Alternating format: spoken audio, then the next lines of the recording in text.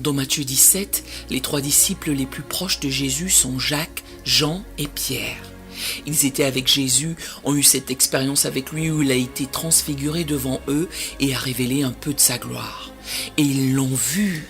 Durant cet instant sacré en présence du Seigneur, tout comme cela a été le cas dans ce lieu-ci, Dieu le Père apparaît des cieux et parle, tandis que leurs yeux sont ouverts, qu'ils sont stupéfaits de voir la gloire même de Jésus-Christ révélée juste devant leurs yeux.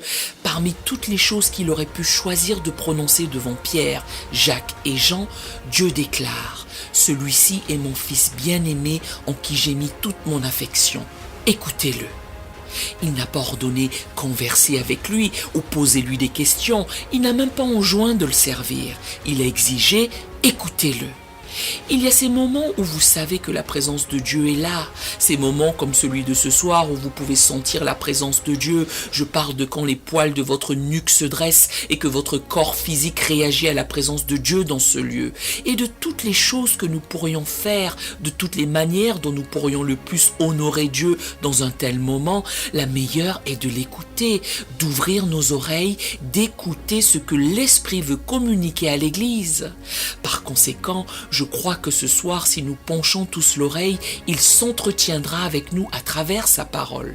Ce soir, j'aimerais m'épancher sur cette discipline très réelle dans la foi chrétienne qui consiste à ouvrir nos oreilles spirituelles pour entendre la voix de Dieu. C'est l'une des prérogatives que nous avons dans notre relation avec lui. Aucun autre soi-disant Dieu, des minuscules, n'est vivant. Toute personne qui vénère un autre prétendu Dieu peut aller dans un musée y visiter son corps. Les gens peuvent aller voir une statue sur une colline. Je suis si heureuse d'avoir vu lorsque j'étais en Israël, quand je suis allée au lieu où on suppose que son corps fut déposé, une pancarte sur la porte qui publiait « Il n'est pas ici ». Il n'est pas ici. Je ne pourrais vous exprimer à quel point j'étais heureuse de savoir qu'il n'y avait rien à voir là-bas. Notre Dieu est vivant. Il vit pour que nous soyons aptes à entendre sa voix, à avoir une relation avec lui pour que lorsqu'il communique avec nous, nous les croyants, puissions percevoir la voix de Dieu. Je désirerais que vous rentriez chez vous ce soir en sachant que non seulement il se soucie de tous les détails de votre vie, mais aussi des choses pour lesquelles vous essayez de prendre des décisions en ce moment en vous questionnant sur la volonté de Dieu pour votre vie. Je pense que la raison pour laquelle il est venu à nous dans une telle plénitude ce soir et qu'il nous a révélé un peu de sa gloire est que vous commenciez à entendre, à identifier la voix de Dieu dans votre vie quotidienne afin que quelqu'un sorte d'ici en sachant quelle est la volonté de Dieu pour sa vie. Seigneur Jésus, merci infiniment pour ta parole. Merci de nous avoir accordé le droit en tant qu'enfants d'entendre ta voix. Seigneur, veux-tu bien à présent, à travers ce message très simple et pratique, nous enseigner comment t'entendre? Enseigne-nous comment distinguer ta direction dans nos vies, Seigneur. Tout comme Pierre, Jacques et Jean, nous voulons voir sa gloire. Ensuite, nous voulons obéir à ton ordre qui est de l'écouter. Au nom de Jésus, le peuple de Dieu dit Amen. J'ai une sœur aînée qui s'appelle Cristal. Elle a été la première petite fille des deux côtés de la famille pour mes grands-parents. Vous savez comment sont les grands-parents avec le petit premier fils ou la première petite fille. Lorsque j'étais petite, ma grand-mère paternelle préparait un énorme carton d'affaires qu'elle envoyait à Cristal pour Noël. Cette vieille boîte d'objets au nom de Cristal arrivait attachée d'un gros nœud. Je me tenais sur le côté pendant qu'elle en déballait les objets. Quand elle l'ouvrait, il y avait toutes ces belles petites choses qui avaient été spécialement choisies pour elle. Il n'y avait pas ce qu'on appelle de jeans moulants ou de petites tennis, non, nous parlons de jupes amples à crinoline que les petites filles portaient avec de la dentelle en bas, de chaussures en cuir verni blanche et noire. Il y avait également des petites chaussettes avec de la dentelle dessus. Je sais que l'intention de ma grand-mère était d'envoyer tous ces vêtements en une taille plus grande pour que tous les petits-enfants qui suivraient les portent. J'aidais même Cristal à sortir toutes ces choses de la boîte et nous nous exclamions « Ouh, waouh !» à propos de tous les cadeaux qui avaient été spécifiquement choisis à sa taille avec son nom dessus. J'étais heureuse qu'elle ait ces cadeaux. Ça ne me dérangeait pas de ne pas les recevoir puisque je savais qu'un jour elle allait grandir et que tout ça me reviendrait.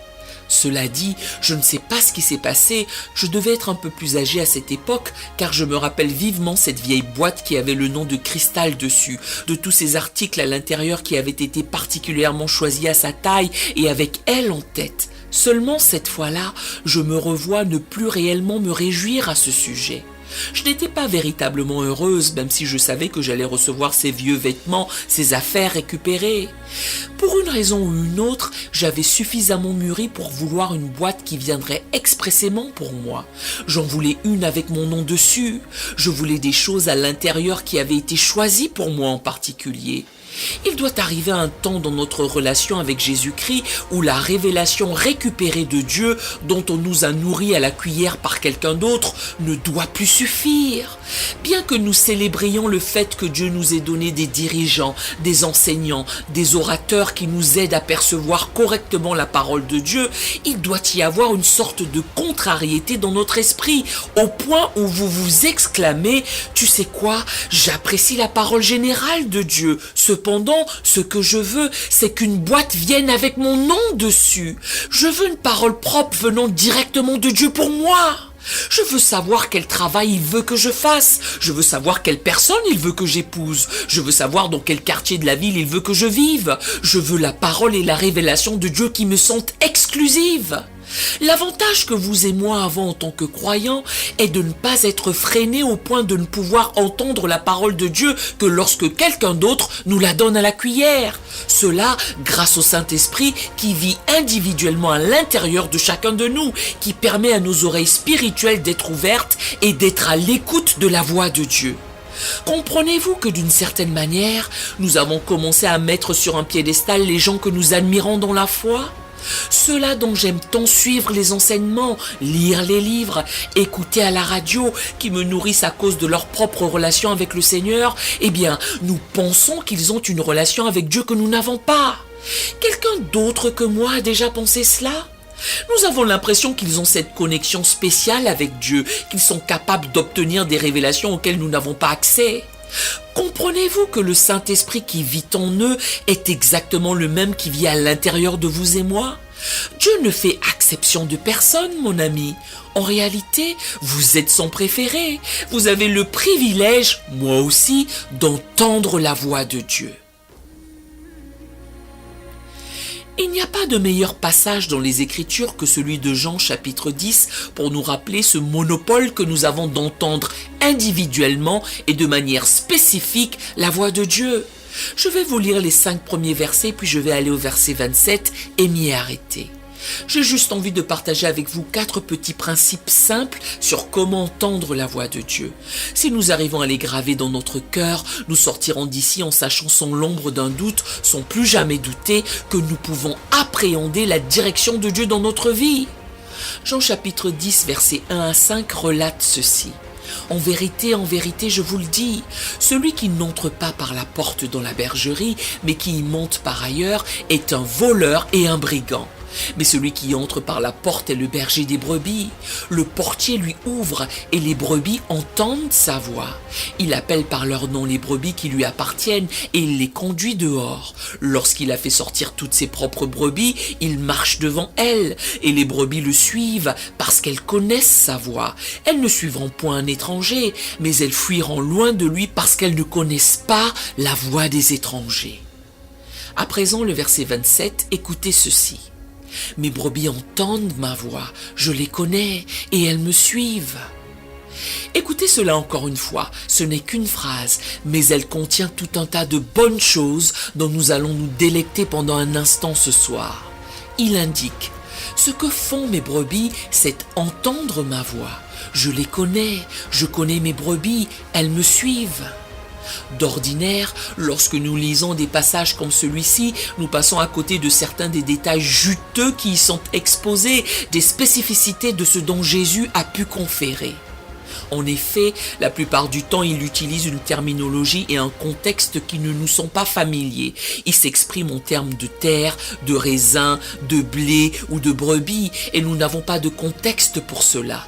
Si nous prenions un peu de recul sur le plan culturel, si nous essayions de comprendre à quoi ressemblait le cadre de la relation entre les brebis et les bergers à l'époque de Jésus, cela nous donnerait un aperçu de ce à quoi ressemble notre relation avec Jésus-Christ, même en cet instant précis, pendant que nous essayons de discerner sa direction dans notre vie. Il y a 4 choses que je vais vous faire remarquer dans ce passage. Le fait que nous sommes ses brebis, que nous pouvons entendre sa voix, qu'il nous connaît et que nous pouvons le suivre. 4 choses. Une relation, un résultat de cette relation, une raison et une réponse à cette relation. Il certifie « Mes brebis sont celles qui entendent ma voix ». Dans la bergerie du Moyen-Orient, à l'époque de Jésus, le métier de berger avait un aspect un peu différent de celui des temps modernes. Disons qu'il y avait 10 bergers. Chacun d'eux pouvait avoir plus de 100 moutons dans sa bergerie. Ils s'occupaient de leurs troupeaux tout au long de la journée. Le soir venu, ces 10 bergers emmenaient tous leurs troupeaux dans une seule bergerie pour y passer la nuit. La bergerie était une vaste étendue de terre. Il y avait un mur de pierre qui en faisait tout le tour. Il n'y avait qu'une entrée, une seule ouverture à cette bergerie, pas de porte, juste une ouverture. Ces 10 bergers, avec 100 moutons chacun, prenaient tous ces moutons et les conduisaient dans la bergerie. Sur les 10 bergers, 9 retournaient en ville pour y passer la nuit, tandis que le 10e restait sur place et devenait ce qu'on appelait le portier de la bergerie. En d'autres termes, il devenait la porte de la bergerie. Il plaçait littéralement son corps sur l'ouverture de la bergerie et était le protecteur des 1000 moutons qui se trouvaient à l'intérieur. Il était la porte. Il était la porte. Il s'allongeait en travers de la porte toute la nuit afin de les protéger de tout mal.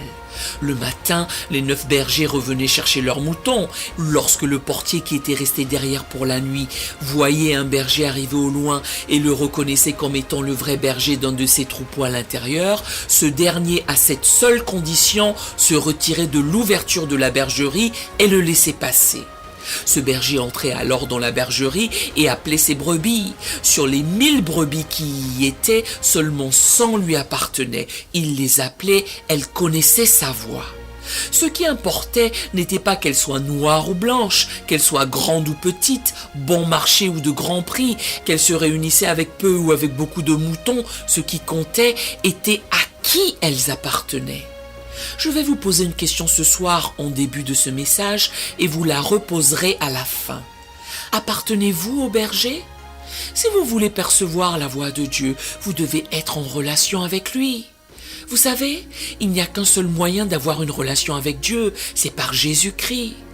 Lorsque nous plaçons notre foi en Jésus-Christ, nous lui appartenons, nous faisons partie de la famille de Dieu. Nous avons le bénéfice de pouvoir entendre et répondre à sa voix. Il y a tellement de gens qui attestent à notre époque et dans notre culture qu'il y a une myriade de façons d'avoir une relation avec Dieu, d'entendre sa voix.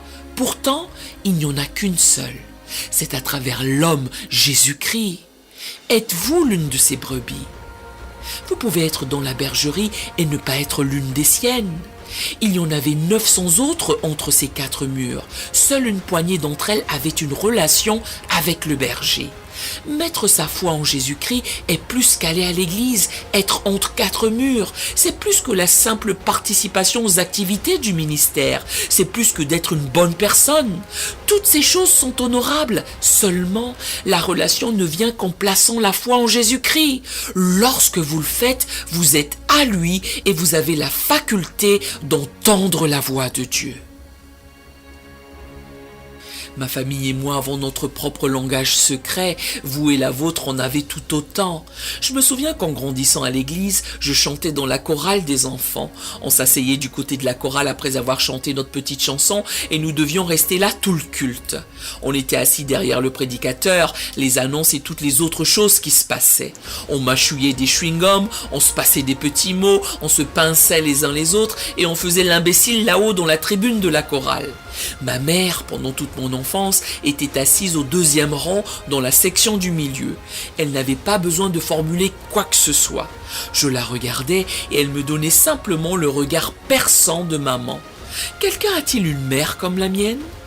Ma vie s'effondrait en un seul regard. Nous avons tous notre petit langage secret. Vous l'avez aussi avec votre conjoint, vos enfants. Vous pouvez peut-être les toiser de loin et toute une histoire est racontée juste avec un mot ou avec une expression du visage. Disons que vous et votre ami ou vos amis êtes quelque part et vous avez une blague de groupe qui vous est propre à cause d'un incident qui s'est produit pendant que vous étiez ensemble. Lorsque vous en discutez, d'autres personnes peuvent être autour de vous et vous pouvez en rire, plaisanter, voire même essayer d'expliquer aux gens à côté de vous la raison pour laquelle c'était si drôle et hilarant. Seulement, ces derniers rétorqueront « Qu'est-ce qu'il y a de comique là-dedans ?» pour la raison qu'ils ne font pas partie de la famille. Il y a un langage secret, il y a une aptitude à saisir la voix de Dieu qui vient quand vous faites partie de la famille de Dieu. La version Bible amplifiée décrit ceci au chapitre 2 de l'Épître aux Éphésiens, verset 19. Vous n'êtes donc plus des exilés, des marginaux, des migrants, des étrangers exclus des droits de citoyens, mais vous êtes désormais citoyens des saints, le peuple de Dieu, consacré et mis à part pour lui. Vous appartenez à la maison de Dieu, vous faites partie de la famille de Dieu. Lorsque vous placez votre foi en Jésus-Christ, vous avez aussitôt accès à tous les droits et privilèges qui accompagnent le fait de faire partie de sa famille. C'est une bonne affaire de faire partie de la famille de Dieu. Vous pouvez entendre sa voix. L'Épître aux Romains chapitre 1 verset 20 nous révèle que la révélation générale est accessible à chaque être humain sur la surface de la terre, sauvé ou non, que les attributs invisibles de Dieu sont déclarés par la création visible, juste en contemplant les étoiles, la lune, le soleil, les montagnes, l'horizon, les océans, la beauté de tout ce qui a été créé. Cela vous fait savoir qu'il doit y avoir un Dieu quelque part, car la création visible raconte la gloire de notre Dieu invisible. Néanmoins, si vous êtes comme moi, vous voulez plus qu'une révélation générale. Vous appréciez la révélation générale. Toutefois, ce que vous voulez, ce sont des détails. Vous voulez connaître la volonté de Dieu pour votre vie. Vous voulez qu'il vous donne une orientation. 1 Corinthiens 2,14 affirme que les gens qui ne sont pas spirituels, autrement dit les non-chrétiens, ne peuvent pas comprendre la vérité par l'Esprit de Dieu puisqu'ils ne sont pas en relation. Il est dit que tout cela leur semblera être une folie totale. Entendre la voix de Dieu est impossible pour quelqu'un qui n'est pas encore né de l'esprit dans la famille de Dieu. En revanche, quand vous êtes en relation avec lui, mes brebis, vous pouvez entendre sa voix. Quand j'étais petite, il nous était interdit de beaucoup regarder la télévision. Nous n'avions droit qu'à 1 heure par jour, sans compter les week-ends. Aux États-Unis, le jeudi de 19h à 20h, le Cosby Show était diffusé et tout de suite après, c'était Arnold et Willy. La seule heure de télé que nous avions était quand ces deux émissions passaient. Nous n'avions pas accès à la télé bien que nous ayons plusieurs téléviseurs à la maison. Nous n'avions pas de télévision câblée, pas de satellite ni toutes ces chaînes sous la main. Lorsque j'ai quitté la maison familiale, j'étais seule et je me préparais à me marier.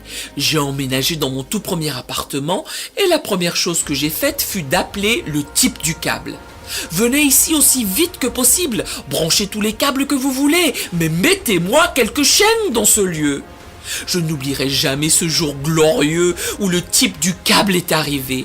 Il est allé dans ma chambre, a poussé mon armoire contre le mur, est allé derrière la télévision et a branché tous les fils, les cordons qu'il a attachés pour me donner accès à toutes les chaînes qui étaient disponibles. Après avoir tout remis en place, il est revenu vers moi de là où il se trouvait dans ma chambre, m'a donné une télécommande, m'a demandé « Appuyez sur le bouton guide ». J'ai appuyé sur le menu, le bouton où il était écrit guide et j'ai contemplé toutes ces options de chaîne qui étaient désormais à portée de main. J'étais sidéré. J'avais accès à tout cela depuis le début. Elles étaient là.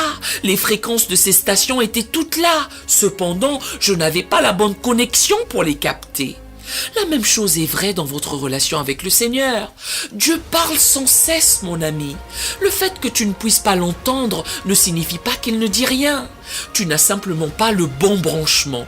Tu n'es pas branché sur la fréquence divine pour que ton esprit intercepte la voix de Dieu. Vous avez des sens physiques, j'ai des sens physiques. Nous pouvons sentir, voir, entendre, goûter. Nous avons des sens physiques avec lesquels nous réagissons et nous connectons au monde physique. Savez-vous que vous avez également des sens spirituels? Vous avez des yeux spirituels et des oreilles spirituelles. En réalité, quand il est énoncé dans la Bible que celui qui a des oreilles entende ce que l'Esprit dit à l'Église, il ne s'agit pas d'oreilles physiques, il s'agit de vos oreilles spirituelles. C'est la connexion que vous obtenez lorsque vous placez votre foi en Jésus-Christ. Une fois que c'est fait, Éphésiens chapitre 1, versets 13 et 14 atteste que le Saint-Esprit vient habiter à l'intérieur de vous. Le Saint-Esprit est la connexion. Le Saint-Esprit est ce qui vous permet de vous brancher sur la fréquence divine, d'entendre la voix de Dieu. Tout est dans la relation. Il assure, mes brebis, c'est la relation, entendent ma voix, c'est le résultat de la relation. Il confie, une fois que vous êtes en relation avec moi, vous devez vous mettre à anticiper le résultat de notre relation, c'est-à-dire la position par défaut de toute personne qui a placé sa foi en Jésus-Christ, qui a pris la décision d'être dans la famille de Dieu, qui a par la suite reçu le Saint-Esprit de Dieu comme don, un don qui scelle leur foi. Il stipule que quiconque est l'une de mes brebis doit s'attendre au résultat de sa relation avec moi. C'est automatique, c'est la position par défaut de votre relation avec Dieu. Ce que ces brebis font, c'est entendre sa voix, c'est ce qu'elles font. A.W. Tozer est l'un de mes prédicateurs préférés. J'aime lire, méditer sur certaines de ses réflexions. Il a articulé que celui qui ne s'attend pas à ce que Dieu parle ne tiendra pas compte de chaque fois que Dieu parlera. Ils compteront que c'était juste leur opinion, ou juste une coïncidence, ou leur propre idée.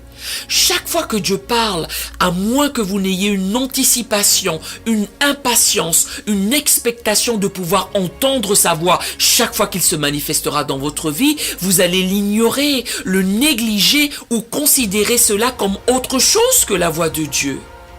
Jean 10, 27 nous enseigne que le résultat de notre relation est de savoir que nous pouvons entendre la voix de Dieu. Deutéronome 30 certifie que la parole de Dieu n'est pas hors de notre portée, au point que vous devez envoyer quelqu'un de l'autre côté de la mer pour aller la chercher, ou sous la terre pour la trouver pour vous, mais elle est dans votre propre cœur. Elle est là. La voix de Dieu peut être entendue par les brebis. Le résultat de votre relation est la capacité d'entendre la voix de Dieu. Lorsque vous devenez un croyant en Jésus-Christ, le Saint-Esprit entre en vous. Le Saint-Esprit n'est pas un fantôme, un vent, un feu ou une colombe. Il est couramment symbolisé par ces choses. Pourtant, ce n'est pas ce qu'il est. Le Saint-Esprit est la troisième personne de la Trinité. Pas troisième en raison du fait qu'il ait moins de valeur. Troisième pour la raison qu'il est le dernier à nous être révélé dans les pages de l'Écriture. Or, toute la plénitude, toute la gloire, toute la grandeur, toute la puissance de Dieu le Père est dans la personne du Saint-Esprit. Si vous croyez en Jésus-Christ, que le Saint-Esprit vive en vous, cela implique que toute la force, toute la grandeur, toute l'autorité de Dieu le Père est à l'intérieur de vous. Le Saint-Esprit s'installe à l'intérieur de votre esprit humain et toutes choses deviennent nouvelles. Au fin fond de vous, votre esprit est tout neuf. Seulement, il y a encore un problème. Votre esprit est dans votre corps, dans votre chair. Avez-vous déjà expérimenté la bataille entre votre chair et votre esprit ? Dans Romains chapitre 7, Paul décrit que les choses que je veux faire correctement, je ne les fais pas bien. J'essaie de bien faire, je veux bien faire, mais mes mains ne coopèrent pas avec moi. Mes pieds ne veulent pas collaborer avec moi. Mes yeux, mes oreilles, mon corps semblent juste lutter contre l'Esprit de Dieu en moi. Quelqu'un d'autre que moi connaît-il cette bataille ? En vérité, nous la connaissons tous, n'est-ce pas ? Ne sentons-nous pas tous cette guerre à l'intérieur de nous quand nous savons la bonne chose à faire ? Nous nous conformons joyeusement, comme le rappelle Paul, à la loi de Dieu dans l'homme intérieur. Or, il y a une loi autre qui semble être à l'œuvre dans les membres de notre corps. Mais voici l'action du Saint-Esprit. Voici la bonne nouvelle concernant le Saint-Esprit de Dieu. Il s'installe à l'intérieur de votre esprit et amorce le processus de sanctification. 2 Thessaloniciens 2,13 expose que c'est son travail. Oh, ça enlève un tel poids de vos épaules. Écoutez, c'est son travail de vous conformer à l'image de Jésus-Christ. Laissez-moi vous élucider cela. Il se met à bricoler votre âme, à vous bidouiller. Votre âme, votre pensée, votre volonté, vos émotions, votre conscience, c'est ce que vous voulez, ce que vous pensez, ce que vous ressentez. Il va là, au fin fond de vous. Il ne se contente pas seulement de régénérer et de renouveler votre intelligence, de vous faire naître de nouveau, mais il entreprend de poser sa main sur votre pensée morte, vos sentiments morts, votre conscience morte. Il les secoue pour les réveiller de leur sommeil spirituel et les invite. Venez vous joindre à moi pour honorer Dieu. Il vous fait alors désirer des choses que vous n'avez jamais voulues. Il vous fait réfléchir d'une manière entièrement nouvelle. Vous aviez l'ambition de faire cette chose-là. Désormais, pour une raison quelconque, vous avez soudainement l'ambition de faire celle-ci. Vous n'auriez en aucun cas pensé aimer ceci, voilà que c'est le cas. Vous n'auriez à aucun prix pensé que vous voudriez ceci, voilà que c'est le cas. Vous n'auriez en aucune circonstance pensé que vous vous sentiriez mal à l'aise envers vos amis à cause des blagues qu'elles racontent, des conversations qu'elles ont. Vous n'auriez à aucun moment pensé être assis là à regarder un film qui soudainement vous dérange, alors que vous aviez l'habitude d'apprécier ce genre de projection. Le Saint-Esprit qui est à l'intérieur de vous est en train de triturer votre âme. Il vous parlera. Après, il transformera votre conscience, votre pensée, votre volonté, vos émotions jusqu'à ce qu'il s'aligne à la voix et la volonté de Dieu pour votre vie. Savez-vous pourquoi vous n'avez pas à vous inquiéter de la volonté de Dieu dans votre vie ?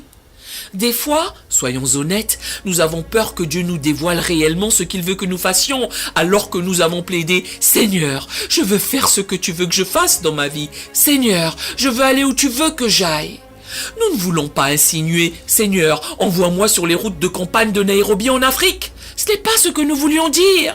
Nous ne voulons pas aller en Sibérie y être missionnaires. Nous n'aimons pas le froid. Ce n'est pas là que nous voulons aller. D'où nous avons peur d'articuler « Seigneur, tout ce que tu veux », étant donné que ça peut aller à l'encontre de nos désirs. Bien souvent, c'est le cas.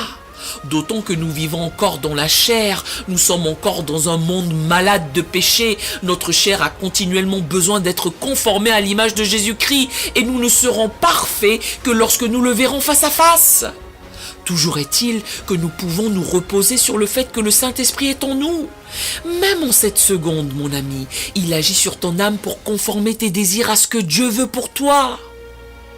Psaume 37, 4 dit « Fais de l'Éternel tes délices et il te donnera ce que ton cœur désire. » Cela ne sous-entend pas qu'il te donnera ce que tu veux, cela dénote qu'il va te donner ses désirs, de sorte que quand tu prieras pour ce que tu veux, tu ne feras que prier Dieu pour les désirs qu'il aura mis dans ton cœur en premier lieu.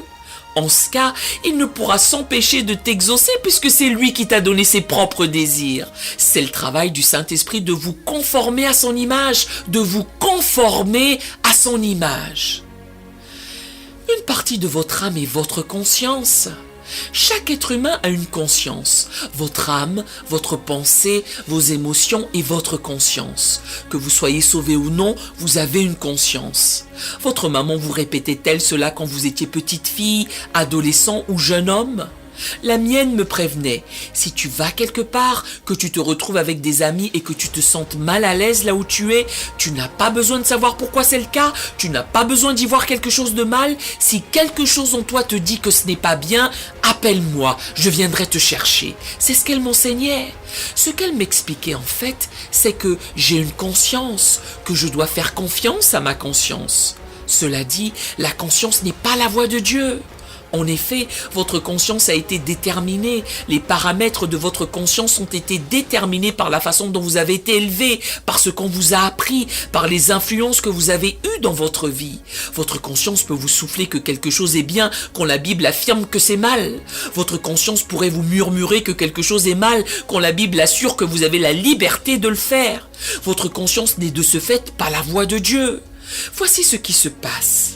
Quand le Saint-Esprit entre en vous, il convie votre conscience. Viens ici et œuvre avec moi pour que nous l'aidions à connaître la voix de Dieu, car cet être humain-là expérimente déjà l'instinct, l'intuition de sa conscience.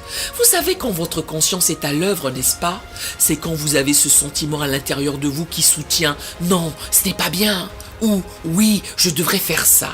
C'est ce sentiment intérieur. Vous savez déjà ce que c'est. C'est comme un micro qui est à l'intérieur de vous. Le Saint-Esprit saisit le micro de votre conscience et annonce « Très bien, maintenant, laisse-moi t'exposer ce qu'est la volonté de Dieu pour ta vie. » Et votre conscience se met à vous diriger sur le chemin de la volonté de Dieu pour votre vie. Jean chapitre 16 verset 13 informe que quand l'Esprit de vérité sera venu, il vous conduira dans toute la vérité. Puisque votre conscience et la mienne sont constamment sanctifiées, elles ne sont pas parfaites. Remercions le Seigneur de ce que nous avons sa parole, puisqu'elle représente les limites dans lesquelles la parole spécifique que Dieu a pour nous tombera. Il ne nous communiquera jamais rien qui contredise ce livre. Nous saurons toujours si oui ou non nous entendons Dieu, puisque cela tombera dans les limites de sa parole pour nous. Savez-vous ce que nous souhaitons habituellement? En tout cas, c'est mon cas. Quand je lis l'Ancien Testament, je vois qu'ils avaient une nuée au milieu du jour, la colonne de feu la nuit, des ânes qui s'exprimaient, des rêves, des visions et des prophètes partout. Quelquefois, j'aspire à cela. Seigneur, si tu veux que je déménage de ce côté-ci de la ville, j'aimerais qu'une colombe descende du ciel à midi demain et se pose sur mon épaule. Si elle se pose sur mon épaule gauche, je saurai que tu veux que je déménage de ce côté-là. Par contre, si elle se pose sur mon épaule droite, je saurai que tu veux que j'aille de l'autre côté. Seigneur, j'attends un signe. Qui se reconnaît là-dedans? Ce que nous pensons, c'est que les gens de l'Ancien Testament étaient mieux lotis que nous, vu qu'ils avaient ces signes physiques visibles qui leur montraient la direction de Dieu, alors que Dieu donne sans l'ombre d'un doute des directions claires et visibles, même à notre époque. J'appelle cela la grâce de la confirmation, quand il retourne les situations ou fait un miracle ou quelque chose de visible pour vous confirmer sa parole. Nous désirons généralement avoir ce que les gens de l'Ancien Testament avaient, tandis qu'eux auraient aimé avoir ce que nous avons. La seule raison pour laquelle ils avaient besoin de signes et de miracles est qu'ils n'avaient pas le canon fermé des Écritures, ni le Saint-Esprit en eux. C'est pour cette raison que vous entendez le psalmiste s'écrier « S'il te plaît, ne me retire pas ton Saint-Esprit ». D'autant que dans l'Ancien Testament, l'Esprit n'était donné aux individus que pour une tâche déterminée. S'ils péchaient ou quand cette tâche était terminée, l'Esprit de Dieu se retirait d'eux. J'ai de bonnes nouvelles pour toi en ce jour, mon ami. C'est qu'une fois que tu as reçu le Saint-Esprit de Dieu, il n'y a rien d'autre que quelqu'un puisse faire ou que tu puisses faire toi-même pour qu'il soit retiré de ta vie. C'est une bonne nouvelle. Ce qui signifie qu'à notre époque, nous avons le meilleur moyen possible d'entendre la voix de Dieu. Nous n'avons pas d'option de second ordre. Nous avons le meilleur moyen, l'Esprit de Dieu, la parole de Dieu pour nous conduire et nous guider. Ainsi, nous avons une relation, ces brebis, dont le résultat est que nous sommes tous rivés sur notre siège dans l'attente de pouvoir entendre la voix de Dieu. Nous avons une relation, nous avons un résultat. Puis, il y a une raison à tout cela. Il déclare « Mes brebis entendent ma voix. En voici la raison. Je les connais. » J'ai appelé un de mes amis qui travaille dans un secteur où il a affaire à des moutons et du bétail.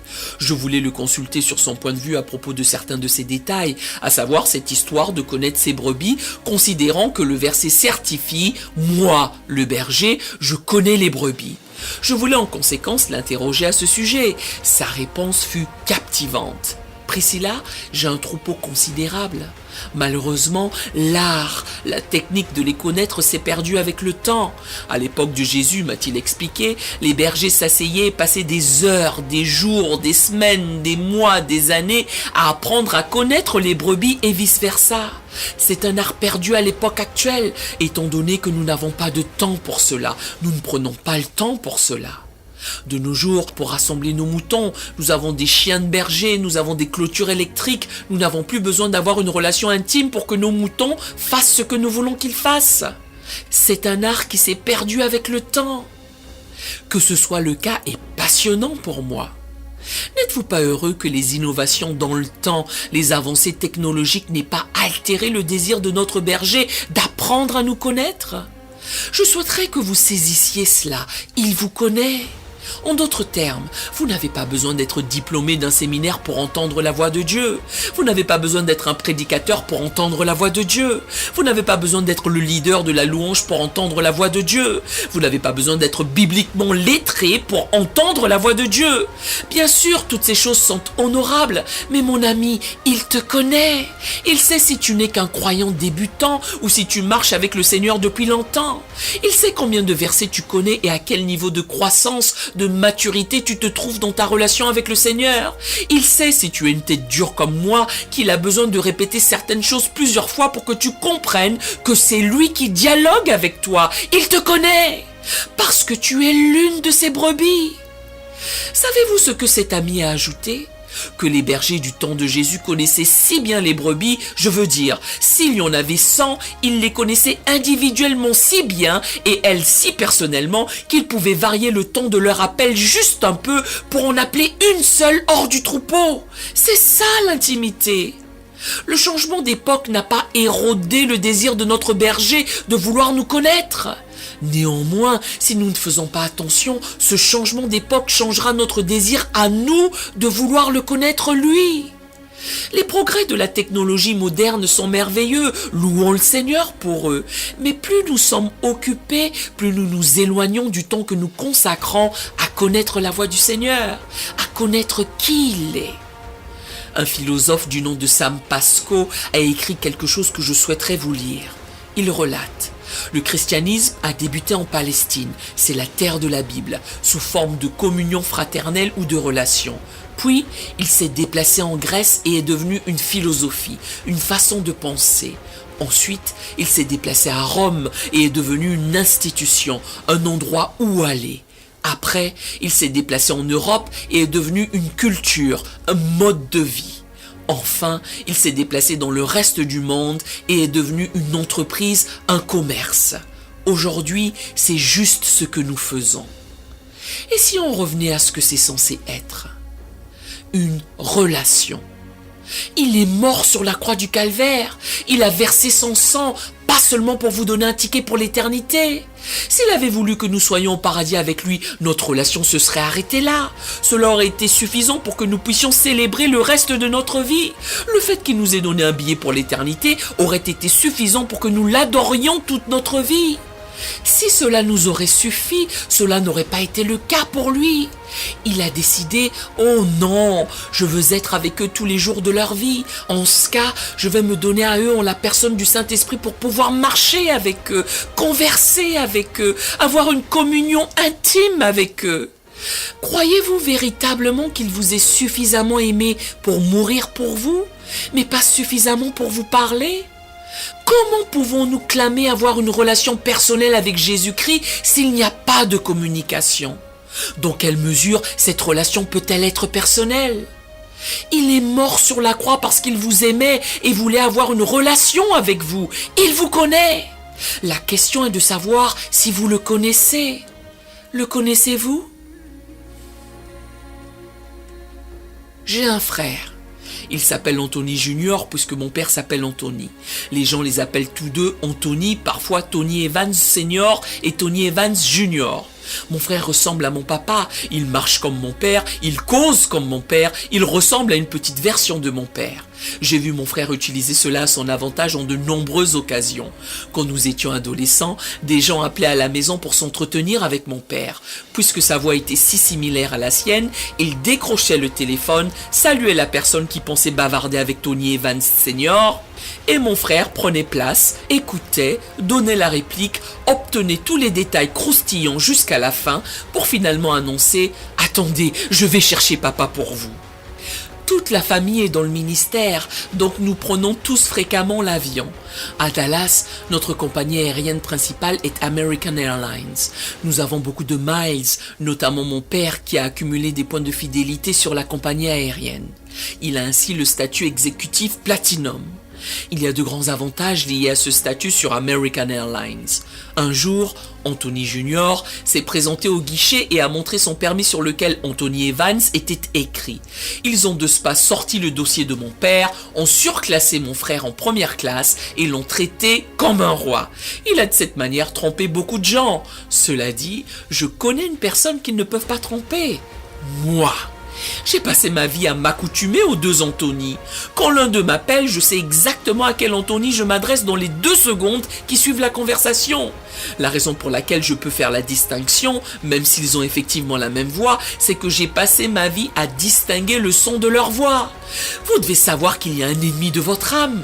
Nous ne sommes pas sur un terrain de jeu, les gars, mais sur un champ de bataille. Il y a un ennemi qui essaie de faire tout ce qu'il peut pour vous tromper et vous empêcher de savoir quelle est la volonté de Dieu pour votre vie. La Bible dévoile dans 2 Corinthiens 11-14 qu'il se déguise lui-même en ange de lumière. Il ne vient pas à vous dans une combinaison rouge avec une fourche en disant « Hé, c'est moi !» Il se déguise de manière à paraître et sembler aussi proche qu'il le peut de vous et faire paraître sa volonté pour vous aussi proche qu'elle le peut de la volonté de Dieu pour vous. Nous avons de ce fait besoin que Dieu nous aide à discerner non seulement entre le bien et le mal, mais aussi entre le bien et le presque bien. Pour le faire, nous devons nous pencher sur la voix de Dieu, nous instruire sur sa façon de parler et la façon dont il a géré les situations, telles que celle dans laquelle nous nous trouvons à l'heure actuelle. Qu'a-t-il dit à l'époque à ces gens? Quelle est sa personnalité? Nous trouvons cela dans la Bible. Quand votre ami, fille ou garçon vous appelle à 6h30 du matin, vous savez que c'est cet ami-là en particulier, puisque la seule personne à avoir le culot de vous appeler à cette heure indue ne peut être que lui. Quand vous prenez le téléphone, ces gens n'ont pas besoin de vous expliquer qui ils sont, ou là où vous vous êtes rencontrés et depuis combien de temps vous êtes amis. Vous les connaissez si bien que leur seule respiration au téléphone vous fait savoir que c'est eux. Pour la raison que vous avez passé du temps à les connaître. Plus vous connaissez Dieu, plus vous pouvez l'entendre distinctement. Je suis absolument stupéfaite, sidérée, abasourdie de savoir que le Dieu de l'univers veuille prendre le temps de me connaître. Qu'il s'intéresse suffisamment à moi pour connaître ma personnalité, où j'en suis dans ma vie, le parcours que je fais, les doutes que je peux avoir, les difficultés que j'éprouve. Pourtant, il choisit encore de m'appeler son ami et d'avoir une relation avec moi. Je suis stupéfaite par le fait qu'il me connaisse. Saisissez-vous vraiment que son trône est très élevé, mais qu'il choisit d'être en relation avec vous? Il est le premier et le dernier, le début et la fin. Il est le gardien de la création, le créateur de tout. Il est l'architecte de l'univers, le détenteur du temps. Il a toujours été, il est toujours, il sera toujours immuable, inchangé, invaincu et inébranlable. Il a été meurtri, mais nous a donné la guérison. Il a été transpercé, mais il a pris notre douleur.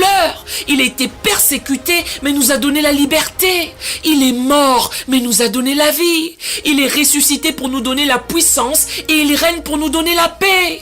Le monde ne peut pas le comprendre, les armées ne peuvent pas le vaincre, les dirigeants ne peuvent pas l'écarter et personne ne peut l'expliquer. Il est la lumière, la vie éternelle, il est le Seigneur, la bonté, la douceur, la fidélité et il est Dieu. Il est saint, juste, puissant et pur.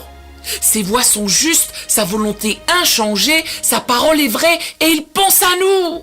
Je n'arrive pas à croire qu'un Dieu si grand puisse penser à un si petit moi. Et toi?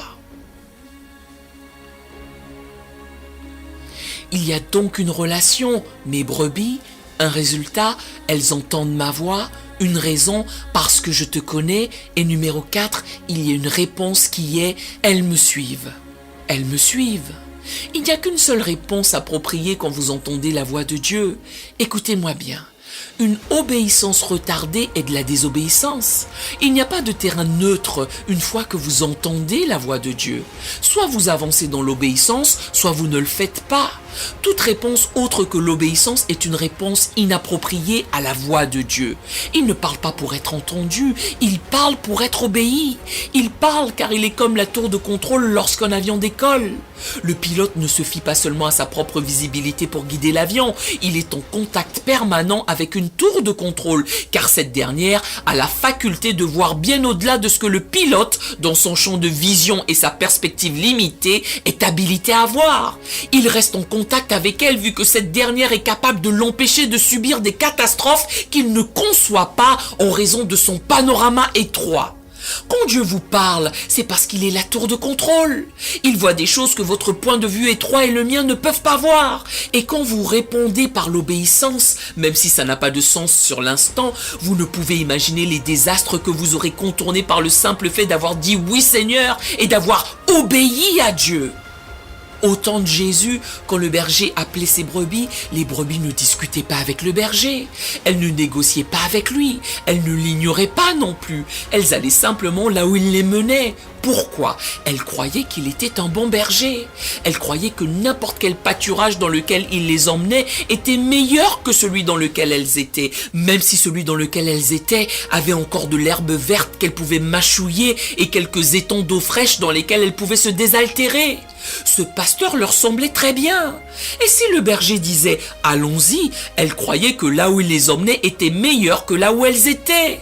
Ça n'avait pas de sens. Pourtant, les moutons le suivaient, car ils estimaient avoir un bon berger. Jean chapitre 10, verset 11 énonce qu'il est votre berger. Hébreu va un peu plus loin en affirmant qu'il n'est pas seulement bon, il est votre grand pasteur. Si vous ne pouvez faire confiance à personne d'autre, vous devez faire confiance à la direction de Dieu dans votre vie.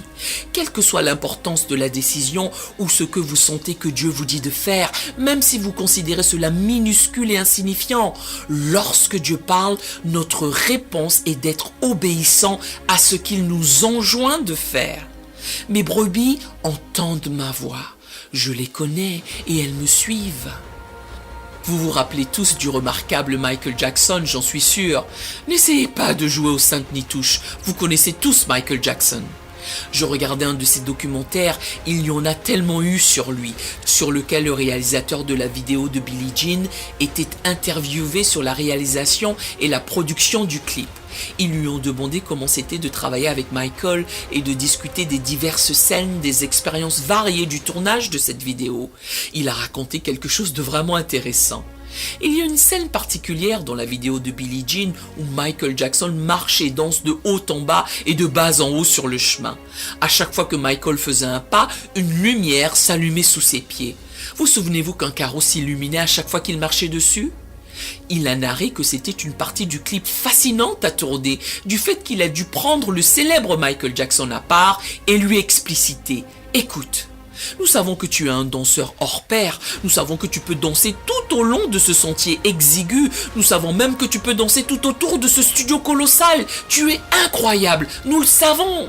Seulement, tu dois savoir que pour que cette vidéo se passe bien, je t'ai précédé et j'ai allumé à l'avance certains carreaux. Si tu veux que cette vidéo ressemble à ce que nous voulons qu'elle soit, tu vas devoir te retenir de danser et juste marcher sur les carreaux où j'ai déjà mis les lumières. Sinon, toute ton énergie, tous tes efforts seront gaspillés car le chemin ne s'éclairera pas. Tant de fois dans ma vie, peut-être même dans la vôtre, nous faisons tous ces efforts, dépensons toute cette énergie, nos dons, nos talents, nos compétences et nous nous sentons frustrés, accablés parce que le chemin ne luit pas. Se pourrait-il que ce soit en raison du fait que nous n'avons pas pris le temps de nous tourner vers le réalisateur pour solliciter « Veux-tu bien me montrer ce que tu as illuminé d'avance ?» La Bible annonce qu'il vous a précédé et qu'il a préparé de bonnes œuvres pour que vous les pratiquiez. Lorsque vous et moi écoutons la voix de Dieu, nous avons la faveur de connaître ce qu'il a déjà éclairé d'avance. De la sorte, nous pouvons utiliser le don de Dieu, le talent de Dieu, l'énergie que Dieu a donnée à chacun d'entre nous pour marcher sur les carreaux qu'il a, à l'avance, enluminés pour nous.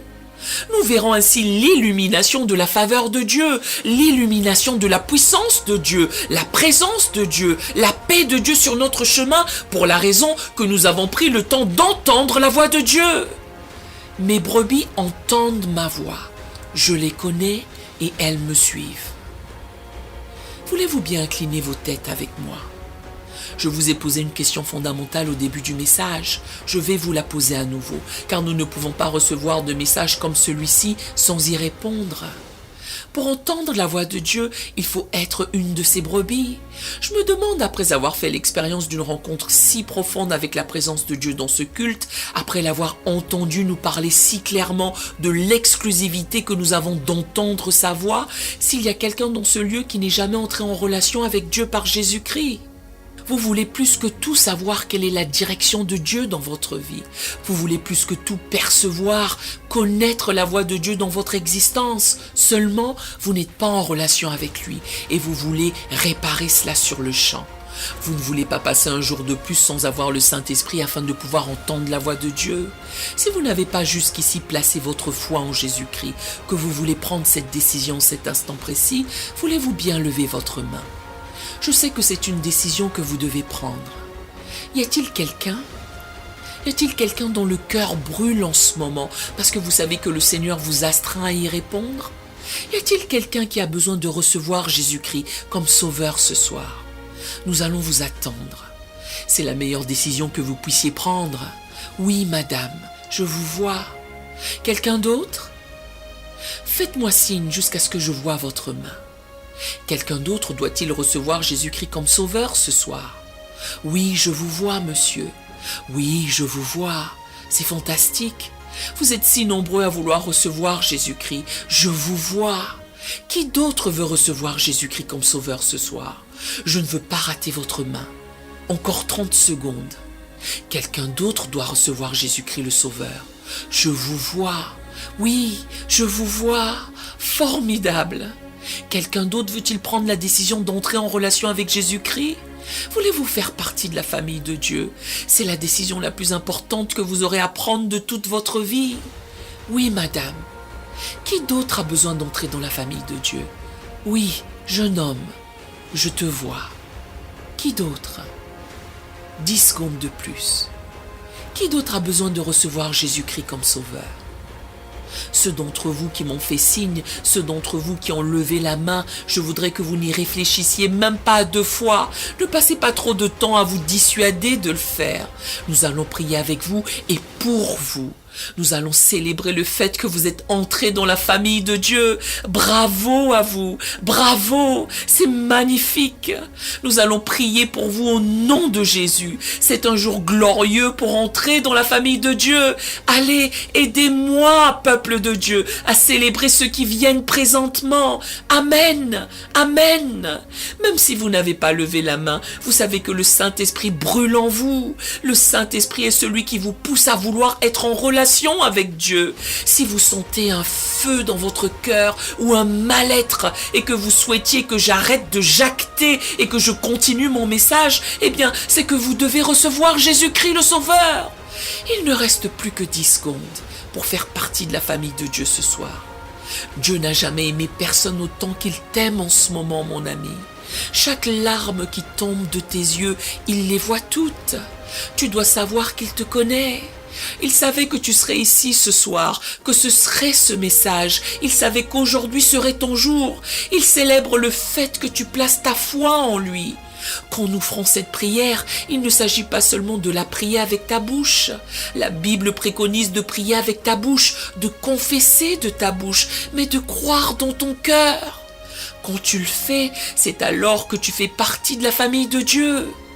Le Saint-Esprit de Dieu s'installe à l'intérieur de toi et il se met à l'œuvre pour te conformer à l'image de Jésus-Christ. Je vais faire une prière. Pouvez-vous tous vous joindre à nous et prier ensemble dans une atmosphère de foi? Faites cette prière et croyez-la dans votre cœur. Seigneur Jésus, je suis un pécheur qui a besoin d'un sauveur. Aujourd'hui, j'ai placé ma foi en toi en tant que sauveur. Habite en moi immédiatement, Seigneur, en la personne du Saint-Esprit. Au nom de Jésus. Seigneur, je te remets ceux qui sont venus à toi et je prie pour que leur vie soit toute neuve à partir de maintenant. Seigneur, parle-leur si explicitement qu'ils ne douteront plus jamais qu'ils font partie de la famille de Dieu. Au nom de Jésus, Amen. Par cette simple prière, nous croyons que vous êtes nés de nouveau. Allez dans une bonne église qui est basée sur la Bible, donner à Dieu la première place. Nous espérons de tout cœur que ce message vous encouragera. Si vous connaissez quelqu'un qui puisse être encouragé, s'il vous plaît, envoyez-le lui. Édifions le corps de Christ ensemble. Nous publions un nouveau message chaque lundi et un message court chaque jeudi. Appuyez sur la cloche des notifications pour vous le rappeler. Merci infiniment de nous soutenir en vous abonnant à notre chaîne. Que Dieu vous bénisse abondamment.